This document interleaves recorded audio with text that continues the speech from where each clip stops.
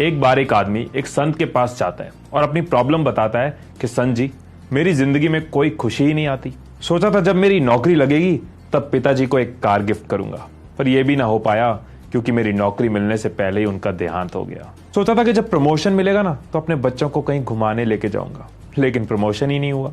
ऐसी और भी बहुत सी ऐसी खुशियां थी जिनके लिए मैं इंतजार करता रह गया, लेकिन मुझे वो कभी मिली नहीं। मुझे समझ सी नहीं आती कि क्या मुझे कभी खुशियां मिलेंगी भी या नहीं। संत उठे और उस आदमी को पास वाले गार्डन में लेके गए जहां एक लाइन में बहुत से गुलाब के फूल लगे हुए थे। उन्होंने उस आदमी को कहा कि एक काम करो, लाइन से ये फूल देखते जाओ और जो सबसे सुंदर फूल लगे उसको तोड़ लेना।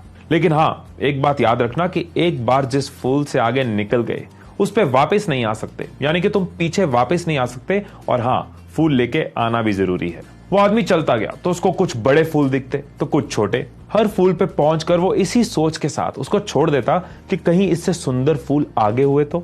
जब वो उस लाइन के तकरीबन एंड तक पहुंचा तब उसने देखा कि अब सिर्फ मुरझाए हुए से कुछ फूल बचे हैं, और उनमें से उसको जो सबसे खिला हुआ फूल दिखा उसको तोड़कर वो अपने साथ संत जी के पास ले गया और बोला कि संत जी, मुझे रास्ते में कई बड़े और छोटे सुंदर फूल दिखे थे, लेकिन मैं इसी आस में आगे चलता गया कि कोई और सुंदर फूल मिलेगा।